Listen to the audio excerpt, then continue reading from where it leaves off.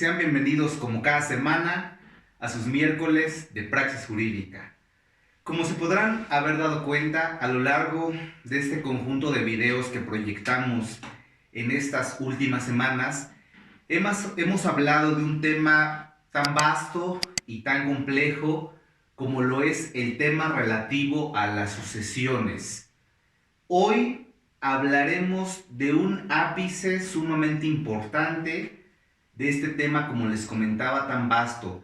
De manera específica, hablaremos de la sucesión legítima. Para comenzar, vamos a tratar de hacer un recordatorio de las figuras que en videos pasados ya recuperamos. Ejemplo, ya hablamos del albacea, ya hablamos de las afores y ya hablamos del testamento privado, ¿vale? Bajo ese contexto, existen dos mecanismos, dos caminos, dos vías para que los bienes transiten del testador al heredero. Una vía es mediante un juicio sucesorio testamentario o mediante el testamento. Y el otro mecanismo es la sucesión legítima. En este camino existen un cúmulo de ramificaciones, un cúmulo de elementos necesarios para actualizar esta hipótesis, y en este camino también vamos a tratar de recuperar lo más importante para efecto de que a ustedes, es la finalidad de cada video, les resulte de utilidad estas pláticas que entablamos a través de las redes sociales. Les decía, la sucesión legítima opera según el Código Civil del Estado de México, de manera específica en el artículo 6.142, cuando convergen, y aquí abre 4 fracciones. La primera, no existe testamento o el testamento que existe es declarado inexistente o nulo. Aquí pudiéramos puntualizar que para que un testamento sea declarado como existente o nulo, habría que analizar los elementos de existencia o los elementos de validez bajo los cuales fueron creados. La segunda hipótesis, el testamento que existe no dispone de todos los bienes del testador, haciendo el hincapié o haciendo la explicación de que será sucesión legítima solamente para aquellos bienes que no estén dispuestos en el testamento. El tercer elemento es el siguiente, o la tercera causal para que nosotros abramos una sucesión legítima. No se cumple la condición impuesta al heredero. Aquí habría que comentar que nosotros, como testadores, podemos establecer ciertas condiciones a nuestros presuntos herederos. Y quiero ser muy enfático en este sentido. Ciertas condiciones. ¿Qué condiciones no podemos establecer en el testamento? Pues aquellas que atenten a la moral, a la fama pública o al libre ejercicio de la personalidad del sujeto que va a recibir los bienes. Siempre y cuando no contravengamos esta disposición, podemos establecer las condiciones que nosotros queramos. Y si estas condiciones no se cumplen, naturalmente no pudiera haber una transmisión testamentaria, tendríamos que ubicarnos en la hipótesis de una sucesión legítima. Y la última de las causales, la cual no explico porque es muy clara, cuando la muerte del heredero se da antes de que se dé la muerte del testador. Esa es bastante clara. Quisiera aterrizar en la explicación en el artículo 6.144 del Código Civil del Estado de México. Este artículo nos establece cuál es el grado para hacer una sucesión legítima. ¿Por qué? Pensemos, ya hablamos un poquito en otras pláticas de la masa hereditaria como el conjunto de bienes que van a transitar del testador al heredero. Vamos a pensar, no vamos a hablar de casas, de bienes muebles, inmuebles, vamos a hablar de un 100%. Cuando este 100% cuando el testador no realiza un testamento, tenemos que hacer una sucesión legítima. Legítimamente hablando, ¿a quién le correspondería esta masa hereditaria o este 100%? Y les comentaba, el artículo 6.144 nos habla de la ponderación de presuntos herederos. En primer término, ubica a los descendientes, esto es, a los hijos, a los nietos y así de manera sucesiva.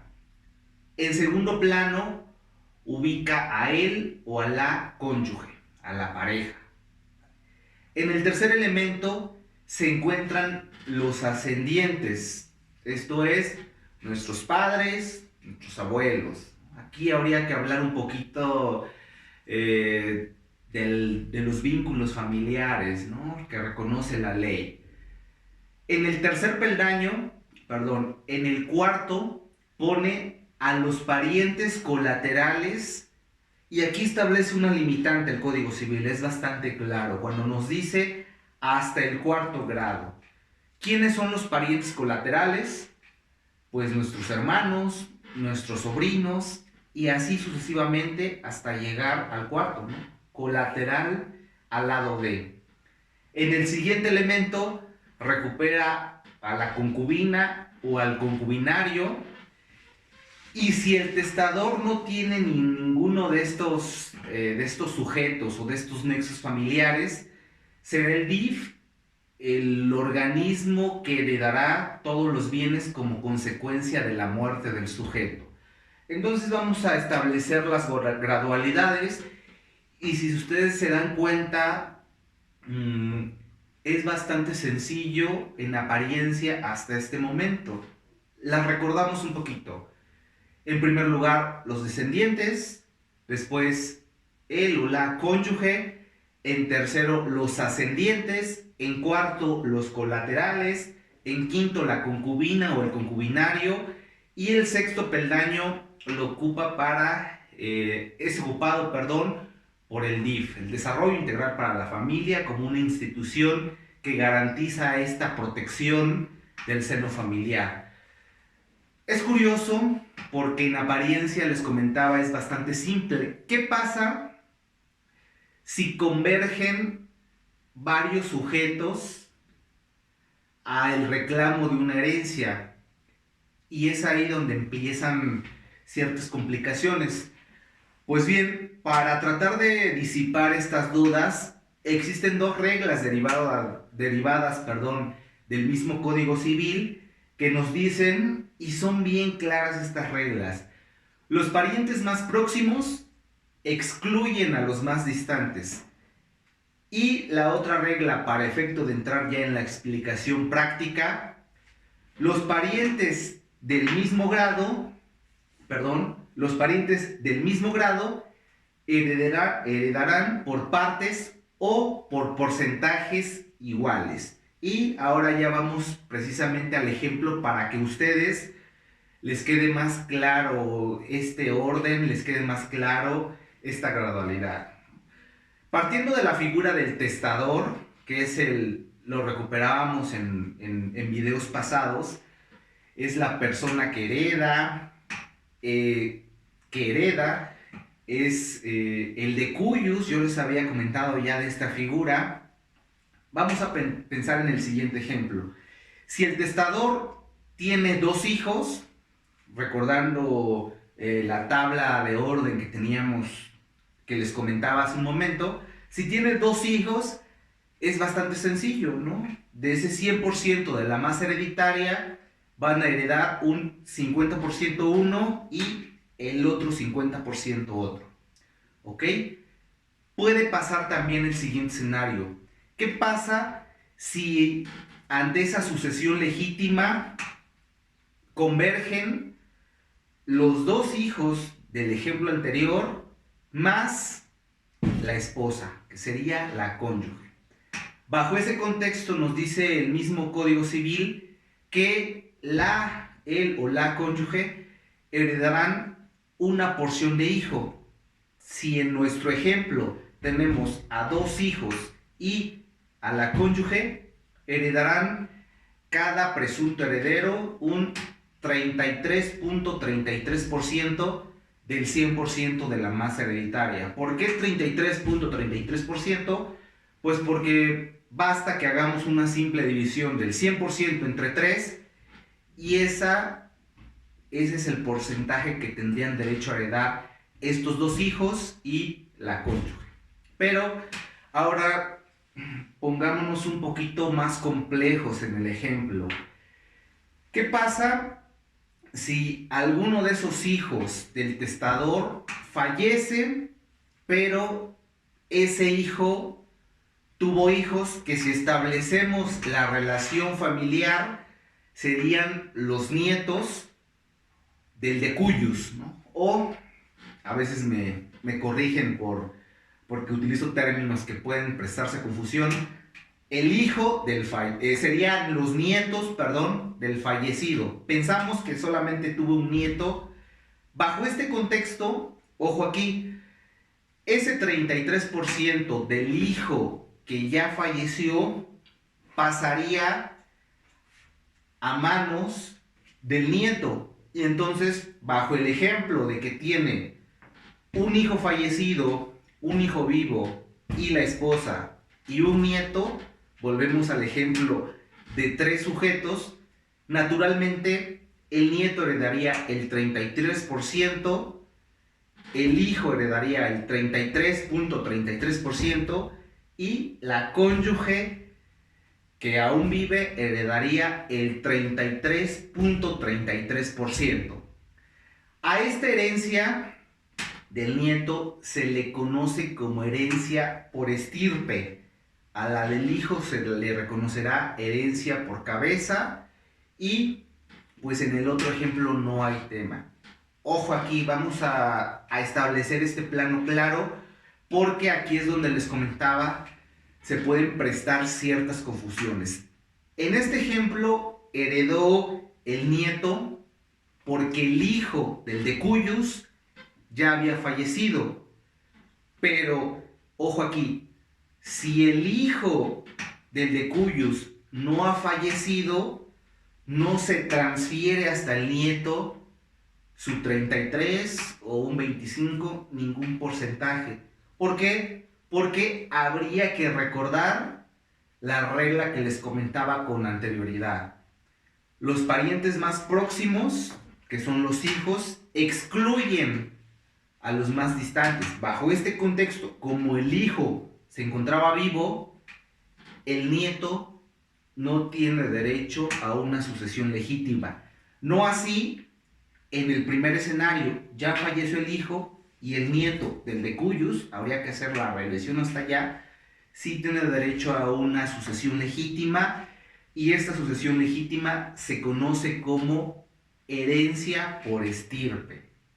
Ojo aquí, y planteo otro escenario hipotético.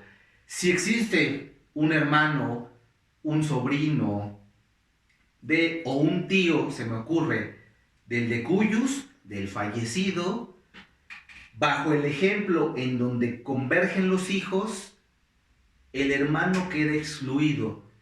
Todas estas figuras que yo les comento, descendientes, cónyuge ascendiente, colateral, concubina, no tienen derecho, no estoy estableciendo la generalidad de que todos tienen derecho a heredar.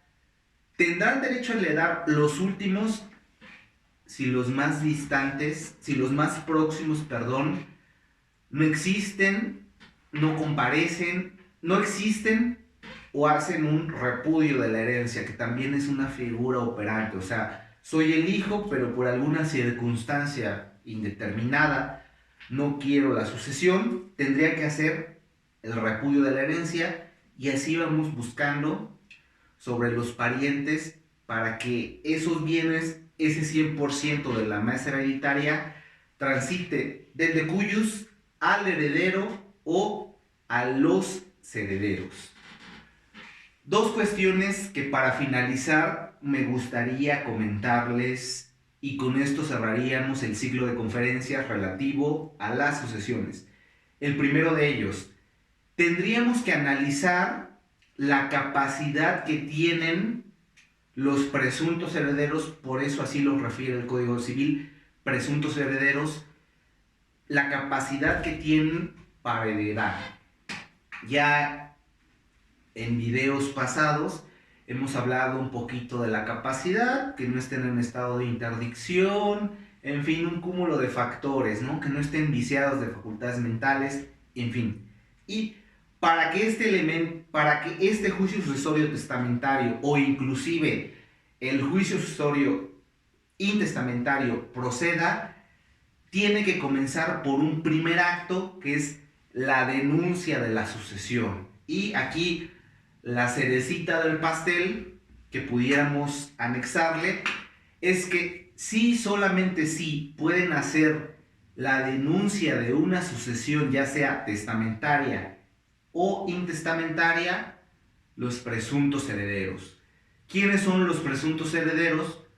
Pues estos sujetos, que son bastantes, que acabamos de comentar. Y naturalmente, si no existe ningún nexo familiar sobre estos, ya será el DIF la institución encargada de recuperar los bienes. ¿Por qué el DIF? Me lo han preguntado.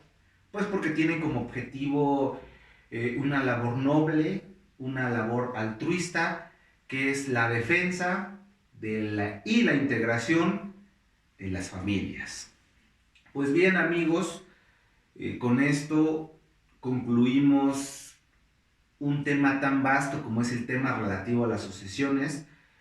Antes de que suceda otra cosa, no quiero decir que con esto abarcamos toda la magnitud de este tema tan amplio. Simplemente tratamos de recuperar figuras que a nuestra consideración pudieran ser las más importantes para ustedes o de las cuales ustedes pudieran tener muchas mayores dudas. Si es que alguien tiene alguna otra duda, no dude en escribirnos esta pregunta y, como siempre se los he comentado, a la brevedad les responderemos. Esperando como siempre que este video haya sido de su agrado. Licenciado Ebert Rafael Galeana Balbuena, Praxis Jurídica, la ciencia del derecho al alcance de todos. Hasta la próxima.